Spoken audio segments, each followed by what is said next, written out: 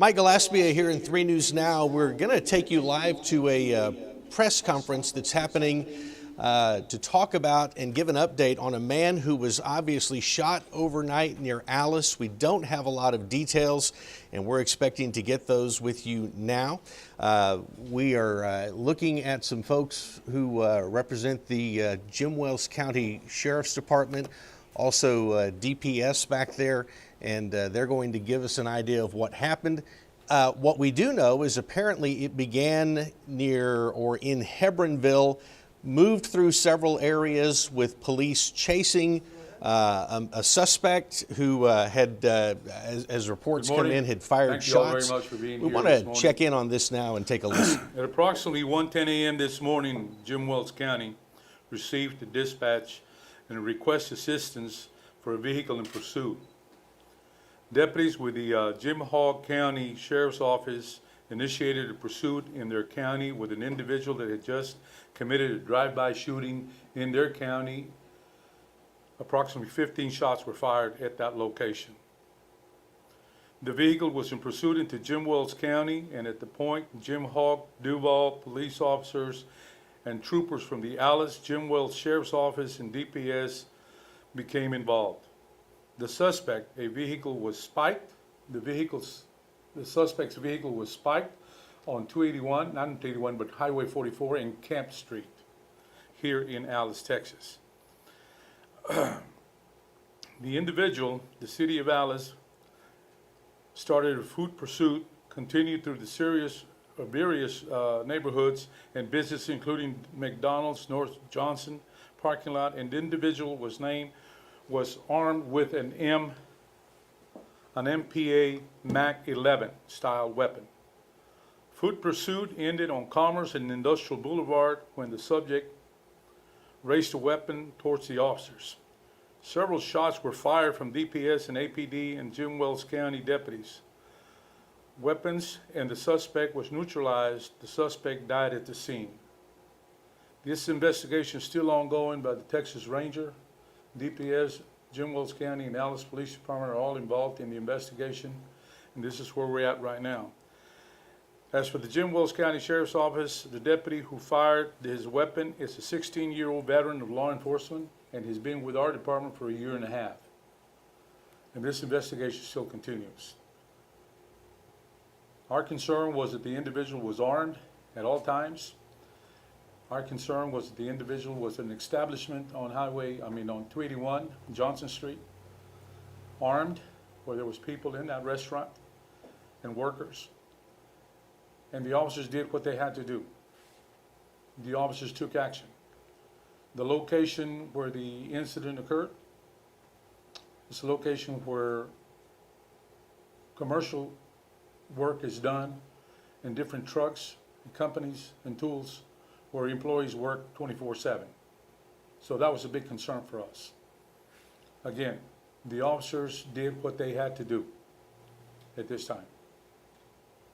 The investigation is being conducted by the Texas Rangers, and we will forward more information. Our understanding this morning is that the individual is a 23-year-old veteran, a 23-year-old young man, Hispanic person, that resides here in Alice, Texas, Jim Wells County. That's what we have. No name has been released, waiting the notification of other family members. Thank you very much. Do we have any officers on administrative leave? At this time, Chief, I believe you mentioned this morning that your officer will be. So we do have one officer that was involved in the shooting, and he has been placed on administrative leave, which is proper protocol at all times. And so once we take this case to grand jury, they will review it, and then at that point in time, we will be bringing back based on the information and the investigation that's being conducted by the Texas Rangers. But at no time our officer did what he had to do. It's an unfortunate situation for everyone, for the families of the deceased and for the officers involved. But make no mistake, we will take action at all times. And but the officer has been placed on administrative leave. Yes, ma'am. As well as the Jim Wells County Sheriff's Office has also placed the officer on administrative leave. He is doing well. And of course, it is a situation that is very critical, and we will see what the grand jury will do in the coming weeks. But at this point, this is where we're at. We do have his administrative that would probably be sent to our district attorney as well. But this is what we, as the chief mentioned, we're working together. We were able to neutralize the situation and take action and took care of the business. That's what it was all about. Yes, sir. I appreciate you all being here. I am the Guadalupe Cáceres. I am the Public Information Officer out of Corpus.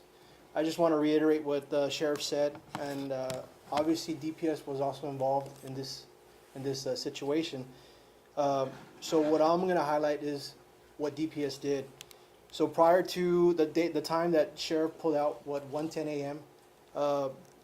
Today, 10/27/22 at approximately 12:47 a.m. Texas DPS troopers assisted Jim Hogg County Sheriff's Office, which were in pursuit of a vehicle that was traveling eastbound on State Highway 359 on mile marker 488. The pursuit continued into Jim Wells County and ended on Front Street and Kemp Avenue in Alice, Texas. Just to reiterate, the driver did bail out of the vehicle with a gun and proceeded to evade on foot. One thing I do want to mention is as troopers and law enforcement officers and deputies were actively pursuing the subject on foot, they did try to de-escalate the situation. They tried to have the subject cooperate, but he did not put the gun down. The pursuit continued into Commerce Street and east of Industrial Road, at which point the subject was shot by law enforcement. Texas trooper was also involved in the shooting as well. The subject is deceased. Information is not going to be released until the next of kin has been notified. And like the sheriff said, the Rangers are investigating the incident. What do we know about the suspect so far? You said he's a 23-year-old male. Do you know if there's any kind of gang affiliations or anything like that, or what may have prompted this act down in Hebron? At this point, we don't know that information. It's still the investigation is still very preliminary. Like I said, the Rangers are investigating it. We are getting bottom what initiated this whole situation. Do you know if anybody was hurt in the drive-by shooting in Hebron? At this moment, we don't know. Yes. And was he by himself during the chase? Like I stated, it's still preliminary into the investigation. But we will give you that information once we find out. And what type of weapon was it that he used? That was an MPA Mac 11 style weapon. And obviously, dealing with a very dangerous suspect, people coming to work at the early hours in the morning. What kind of message do you want to send to people, that maybe have just going about their daily business, their daily lives? At this time and point, what this country is going through, the state of Texas, because of the availability of weapons, this is a big concern to all of us in law enforcement. We can ask the community, we can ask the hard-working citizens of our community, be aware, be alert, and be safe, and report any suspicious activity or any situations that you think might be a threat where you work or where you live. So definitely, at this time and age, we're in those positions that we have to be very careful. Our officers, DPS, as well as APD and Jim Wells County, we are prepared to take whatever action it takes in situations like this to make sure that we protect the hard-working citizens of our community. How many officers in all were involved in apprehending the suspect? There were several agencies involved. Law enforcement, the chief had several officers already following this individual. There was officers from Hebronville. We haven't called or received a call from the sheriff in Hebron, but we plan to meet with him this morning. And I know there were several officers from DPS that were also involved. Duval County was also involved in this investigation and the pursuit that took place. We met with the sheriff this morning real early. It's been a long morning, but thank you all for being out here, officers. An excellent job. We will continue to inform you and be transparent as to what occurred and give you more information as it develops. But at this point, it was a team effort from all law enforcement officers in the Southern District of Texas, officers with the county, DPS, as well as our sheriff's office. I'm sorry to go back to the weapon. Maybe somebody who's not really clear on who doesn't really know a lot about weapons. Can you kind of describe what it is? Chief, you saw the weapon. So it was, I don't want to say it was an assault-style weapon. I can tell you it was it was a firearm. It was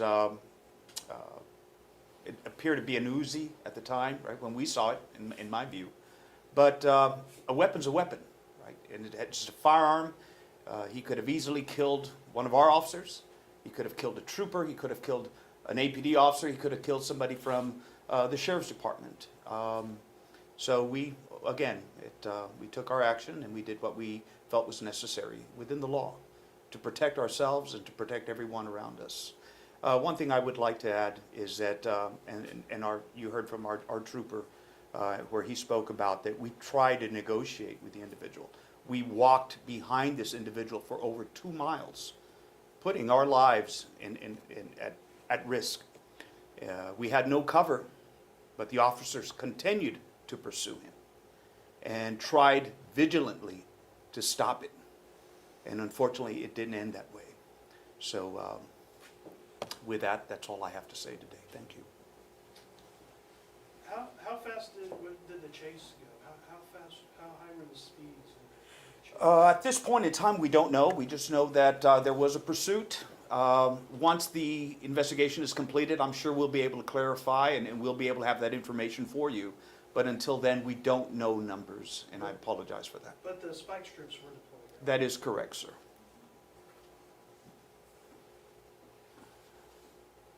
That's all right. That's all. Anything else you want to say to wrap it up? No, Thank you all very much. Appreciate it. And there you have it, a press conference being held at the Jim Wells County Sheriff's Office involving not only the Sheriff's Department, but also the Alice Police Department and DPS. They related details on a shooting that happened overnight, a 23-year-old young man killed in that shooting. We, of course, will have more for you coming up later today on our newscast. Before then, though, we would invite you to go to our website, KIIITV.com, where we will have the latest information for you there.